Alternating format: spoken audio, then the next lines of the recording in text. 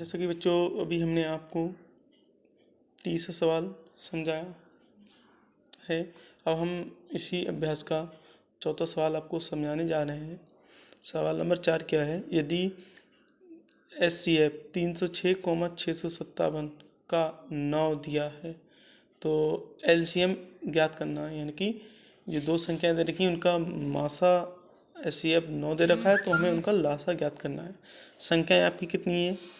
संख्याएं आपकी 306,657। अब हम सबसे पहले क्या करेंगे, इसका एक फार्मूला होता है। फार्मूला क्या होता है?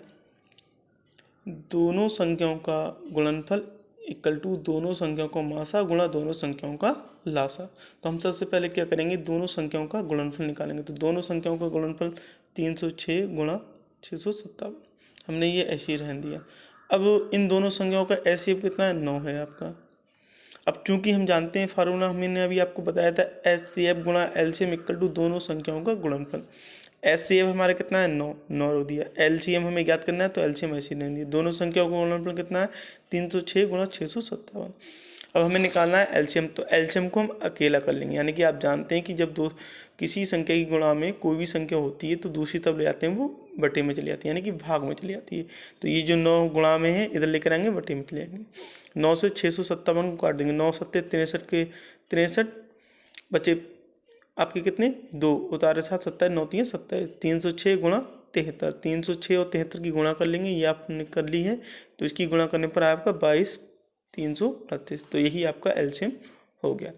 इसी तरीके से इसका सेम क्वेश्चन प्रश्न नंबर 6 आप करेंगे। अब इसी में हम आपको 5वां क्वेश्चन समझाने जा रहे हैं। क्वेश्चन नंबर 5 क्या है? यदि HCF वही दो संख्याओं का मासा 225 गुणा आपका 5 है। कितना है?